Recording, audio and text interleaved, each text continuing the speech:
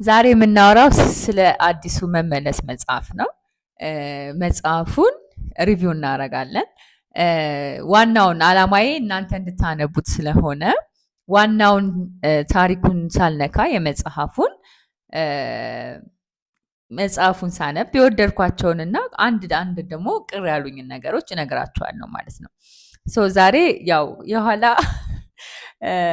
የተረበሸ የሚመስለውን እንትን ኢግኖር ለማድረግ ሞክሩ። ምክንያቱም ብዙ ጊዜ የመጽሐፍ መደርደሪያ ሁሌ አስተካክለዋለሁ፣ መልሶ ይዘበራረቃል ምናምን ነገር ነው እና አንዳንዴ እንደዚሁ እንዳለ ተወዋለሁ። ስለዚህ እሱ ዲስተርብ እንዳያደርጋችሁ። ስለዚህ መጽሐፉ የብርቱካን ሚደቅሳ ግለ ታሪክ ነው። ራሷ ነች የጻፈችው። በእርግጥ አርታዮች አሏት። ያ ማለት ከጻፈች በኋላ አንዳንድ የቃላት የአጻጻፍ እንትኖችን ያስተካከሉላት ሰዎች አሉ። እሱ በመግቢያዋ ላይ ጠቅሰዋለች። ግን ደግሞ ሙሉ ለሙሉ አይደለም ማለት እሷ የጻፈቻቸውን ታሪኮች ያጻጻፏን ስታይል ሙሉ ለሙሉ አክሰብት አድርገው ከዛ በኋላ በጣም ይሄ የጎላ የቃላት የግራመር ችግሮችን ነው ያስተካከሉት እንጂ የእሷን ድምፀት የእሷን አጻጻፍ ስታይል ነው መጽሐፍ ውስጥ የምታገኙት። እና እሷን በመግቢያዋ ላይ ጠቅሰዋለች። ምንም አይነት ክፍተት ቢገኝበት መጽሐፉ ላይ ክፍተቱ የኔ እንጂ የአርታዮች አይደለም ብላ ሙሉ ኃላፊነቱን እሷ ራሳ ወስዳለች። ስለዚህ አሁን ቅር ያሉኝን ነገሮች ስናገር እነሱን ሪፈር አላደርግም ማለት ነው። እሷ ራሷ ደራሲዋን ጸሐፊዋን ነው ሪፈር የማደርገው። ስለዚህ በመጀመሪያ ነገር የወደድኳቸውን ነገሮች ልንገራችሁ። ከመጽሐፉ ከበር ይጀምራል። መጽሐፉ ከበሩም ርዕሱም በጣም ምርጥ ነው፣ ወድጄዋለሁ። በተለይ ደግሞ ይሄ ፊት ለፊት ያለው የእሷ ፎቶ በስዕል በሚመስል ሁኔታ ተቀምጧል እና በጣም ደስ ይላል። ከበሩም ርዕሱም መመለስ በትክክል ውስጡ ያለውን ይዘት የሚገልጽ ርዕስ ነው የሰጠችው። መመለስ አብዛኛዎቹ ታሪኮች ከልጅነቷ ጋር ከሰፈሯ ጋር ከጎረቤቶቿ ጋር ያለውን ይሄ ትውስታዎች ነው። ምክንያቱም እሷ ራሱ ለነገሩ ብለዋለች እዚህ ጋር ቦጌ ትውስታዎቼ ነው የሚለው። ያው ትውስታ እንደምታውቁት ወደኋላ መመለስ ነው፣ ወደ ልጅነታችን ወደ አሳለፍናቸው ታሪኮች መመለስ ነው እና በትክክል ፊት ለፊት ያለው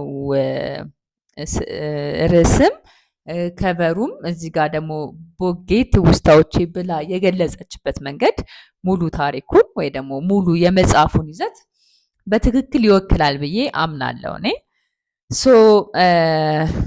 በጣም የወደድኩት ይሄ ከዚህ መጽሐፍ ውስጥ መግቢያውን ነው። መግቢያው 6 ገጽ ነው። ለምን ከዚህ በፊት ብዙ ጊዜ የህይወት ታሪኳን የመጽሐፍ አጋጣሚዎች ተፈጥረውላት ነበረ፣ ግን አልጻፈችም። ለምን እንዳልጻፈች እና ደግሞ እንድትጽፍ የወሰነችበትን አጋጣሚ ነው መግቢያው ላይ የሚገልጸው። ሲኩዌንሱን ጠብቆ ወይ ደግሞ ቅደም ተከተሉን ጠብቆ በጣም በሚያምር ቋንቋ በጣም በሚገርም ቃላት ነው የተጻፈው፣ አጻጻፍ ነው የተጻፈው። መግቢያው 6 ገጽ ነው። እሷ እኔ እያለች ነው የምተርከው እና የመግቢያው አጻጻፍ ከተቀረው የመጽሐፉ ክፍል ጋር በጣም በብዙ ይለያል። ምክንያቱም ዋናው ክፍል አሁን የወደድኳቸውን ነገሮች ቀድሜ ላስቀድምላችሁ ብዬ ነው። ርዕሱን አልኳችሁ፣ ከቨሩን አልኳችሁ። እዚህ ጋር ደግሞ ዋና አንድ የተቀመጠች ቦጌ ትውስታዎች የሚለው እንትን ሀረግ በትክክል መጽሐፉ ላይ ያለውን ይዘት በትክክል ይወክላል እና እሱንም ወድጄዋለሁ። መግቢያውን በጣም ምርጥ ነው። በቃ በጣም በሚያምር ሁኔታ ነው የተጻፈው። ቅር ያሉኝ ነገሮች ደግሞ አሉ። በእርግጥ ሁሉም ሰው ያው የራሱ ምርጫ አለው። ታሪኩን የራሱን ህይወት የራሱን ታሪክ በምን መንገድ ነው እኔ ማስተላለፍ የምፈልገው ብሎ የሚያስተላልፍበት መንገድ የየራሱ ምርጫ ይኖረዋል። ወይ ራሱም መጽሐፍም ሊመርጥ ይችላል፣ ወይ ደግሞ ለሰውም ሊያጽፍ ይችላል። ምናልባት ደግሞ የመጽሐፍ እንትን ትንሽ ያስቸግራል ብሎ ካሰበ ማለት ነው። ስለዚህ በዛ ምርጫ እሱ ምርጫ እያከበርን እንደ አንባቢ ግን እንደ አንድ ተደራሲ ግን እኔ ሳነበው የተሰማኝ ምንድን ነው አጻጻፉ ብዙም አልተመቸኝም። ማለት እሷ የጻፈችበት መንገድ በእርግጥ እንደወረደ ነው። ማለት በቃ የመጣላትን ነገር ልክ በመጣላት ቃላት፣ በመጣላት አጻጻፍ፣ በመጣላት ጊዜ ነው የጻፈችው እና ያልወደድኳቸው አጻጻፍ ውስጥ ቴክኒኮች ውስጥ አንደኛ ነገር ቅደም ተከተል የለውም። ማለት እያንዳንዳቸው ርዕስ ሰጥታችኋለች። በእርግጥ ማለት ዋና ፎከስ ልታደርግባቸው የፈለገቻቸውም ከልጅነቷም ቢሆን ከእስር ቤትም ቢሆን ብቻ አጠቃላይ ታሪኮቹ ላይ ልክ እንደ አጭር ልቦለድ ራሳቸውን ችለው በቆሙ ታሪኮች ነው፣ ስብስብ ነው እና አሁን ለምሳሌ ከታሪኮች ውስጥ አንዱ መርጣችሁ ብታነቡ ሌላውን አፌክት አያደርግባችሁ ማለት ነው እና ግን በዛው ታሪክ ውስጥም ሆኖ ማለት ነው በዛው ታሪክ ውስጥም ሆኖ የጊዜ ቅደም ተከተል አለመኖሩ ወይ ደግሞ የሁነት ቅደም ተከተል አለመኖሩ እናንተ አንብባችሁ አንደርስታንድ ለማድረግ በጣም ታነቡ ምንድን ነው የሚሰማችሁ? የሆኑ በጣም የተቆራረጡ ነገሮች ነው እናንተ አንደርስታንድ የምታደርጉት እንጂ በፍጹም የሆነ ነገር ወይ ሰስፔንስ አያረጋችሁ ወይ ቀጣዩን ለማንበብ ኢንተረስትድ አያረጋችሁም እና የጊዜ የሁነት ቅደም ተከተል አለመኖሩ መጽሐፉን ትንሽ ለማንበብ አዳጋች ያደርገዋል ማለት ነው እስከ መጨረሻው ድረስ እና ቃላት አጠቃቀሟም በእርግጥ መግቢያው ላይ ሁሉንም ነገር ራሽናላይዝ ለማድረግ ተሞክሯል። ማለት ለምሳሌ አሁን የጊዜ ቅደም ተከተል የለውም ስላችሁ መግቢያው ላይ በምን መንገድ ተጽፏል ያንን ነገር ፊል እንዳረግ ስላረገኝ አሁን ላይ እንደሆነ አሁን ላይ እየተከሰተ እንደሆነ ፊል እንዳረግ ስላደረገኝ ስለወደድኩት ነው በዛ የቀጠልኩት ብላለች። እንደገና ደግሞ ስነ ጽሁፋዊ ውበቱም ያን ያህል የጎላ አይደለም አጻጻፏ ማለት ነው።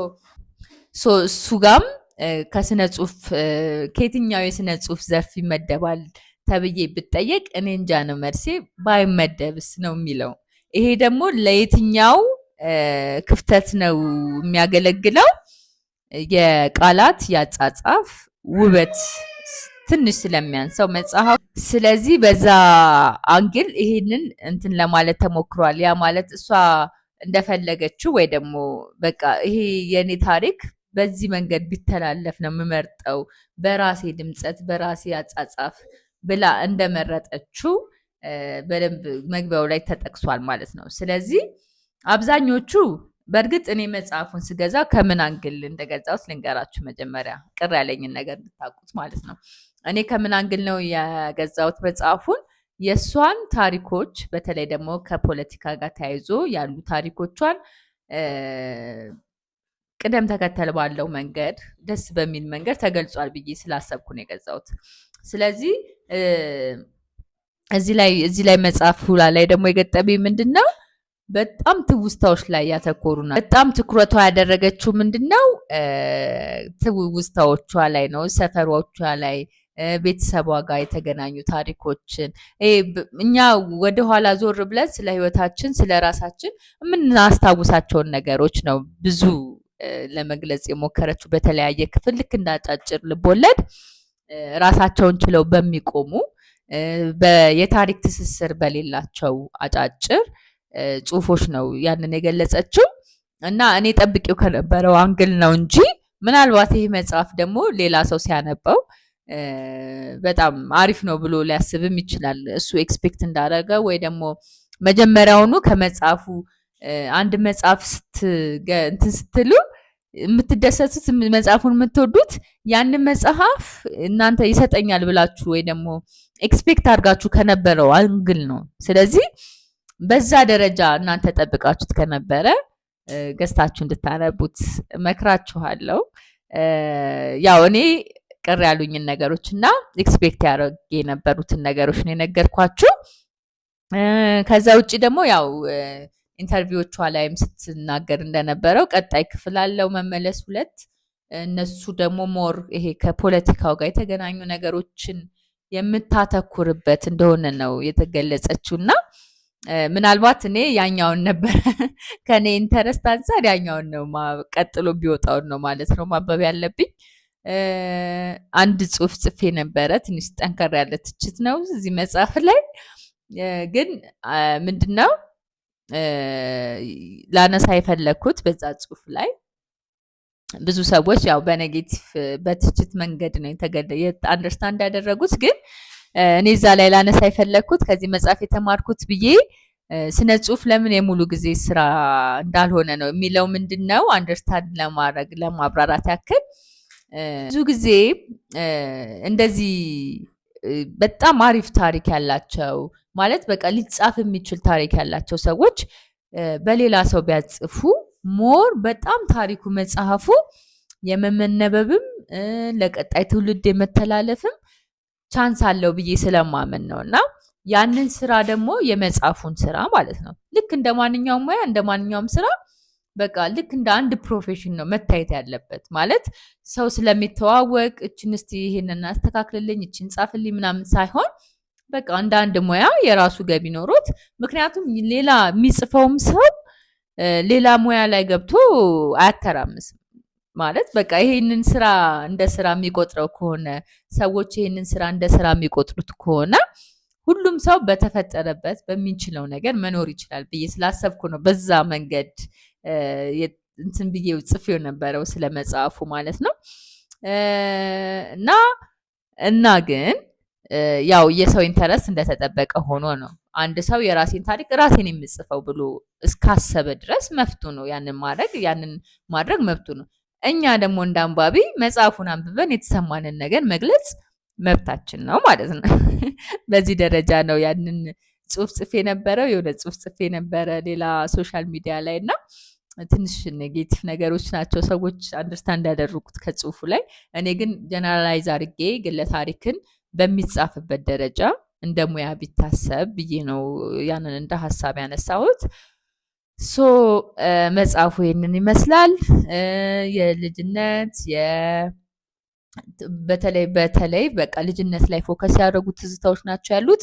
ግን እንደዛም ሆኖ በየመሃሉ ያለ ሲኩዌንስ ያለ ቅደም ተከተል የምታስገባቸው ከፖለቲካ ከአሜሪካ ከተመለሰች በኋላ ያሉ ታሪኮች አሉ።